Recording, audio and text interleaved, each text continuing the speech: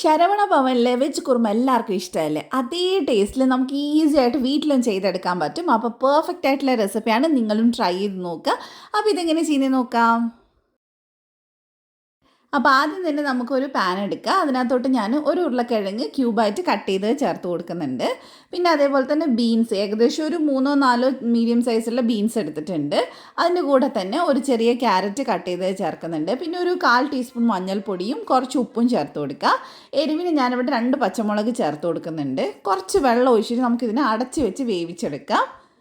ഒരുപാടൊന്നും വേണ്ട, ഏകദേശം ഒരു 3/4 കപ്പ് വെള്ളം ഒഴിച്ചിട്ടുണ്ടാവും. ഇനി നമുക്കിതിനെ അടച്ച് വെച്ചിട്ട് നല്ല സോഫ്റ്റ് ആവുന്ന നേരം ഒന്ന് വേവിച്ചെടുക്കാം. അപ്പോൾ അത് ഏകദേശം വെന്ത് വന്നിട്ടുണ്ട്. ഇത്രയും മതി, ഒരുപാട് ഉടഞ്ഞു പോകരുത്.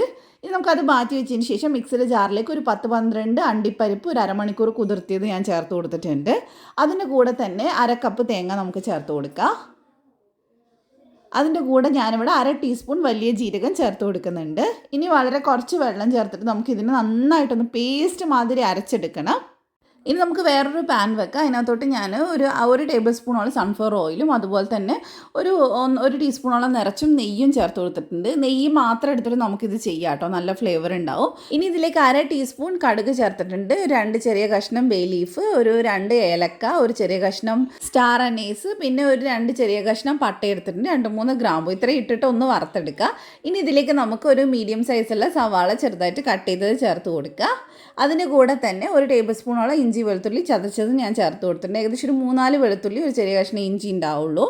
പിന്നെ അതൊന്ന് വഴറ്റിയെടുത്തതിന് ശേഷം നമുക്ക് ഇതിലേക്ക് ഒരു മീഡിയം സൈസ് തക്കാളി നന്നായിട്ട് അരച്ചിട്ട് അതുകൂടെ ചേർത്ത് കൊടുക്കുക. നല്ല പഴുത്ത തക്കാളി നോക്കി എടുക്കുക കേട്ടോ.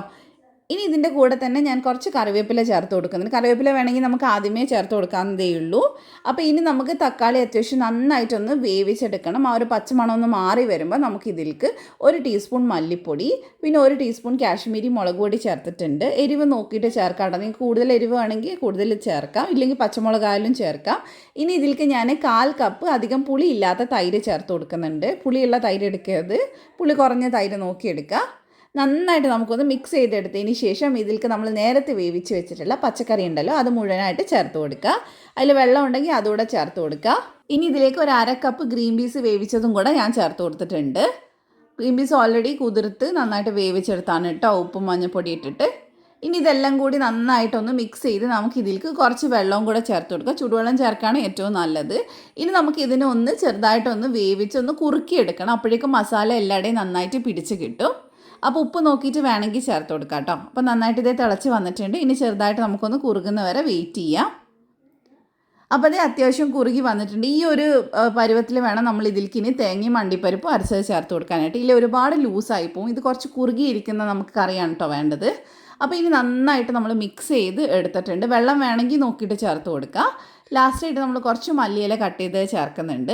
ഇത് നമ്മൾ ഒരുപാട് നേരം വേവിക്കരുത്. ഇത് നന്നായിട്ടൊന്ന് ജസ്റ്റ് ഒന്ന് ഒരു തിള വരുന്ന വരെ നമ്മൾ വെയിറ്റ് ചെയ്താൽ മതി. നന്നായിട്ട് ഇങ്ങനെ തിളച്ച് വരുന്ന സമയത്ത് കണ്ടില്ലേ, ഇതുപോലെ തിളച്ച് വരുമ്പോൾ നമുക്ക് ഫ്ലെയിം അങ്ങ് ഓഫ് ചെയ്യാം. എന്നിട്ട് നമുക്ക് സെർവ് ചെയ്യാം കേട്ടോ. വളരെ ടേസ്റ്റി ആയിട്ടുള്ള നല്ലൊരു കറിയാണ്. ശരവണ ഭവനിൽ ഇങ്ങനെയാണോ ചെയ്യുന്നതെന്ന് അറിയില്ല, പക്ഷേ എന്തായാലും അതേ ടേസ്റ്റ് നമുക്ക് ഇതുപോലെ ചെയ്യുമ്പോൾ കിട്ടുന്നുണ്ട്.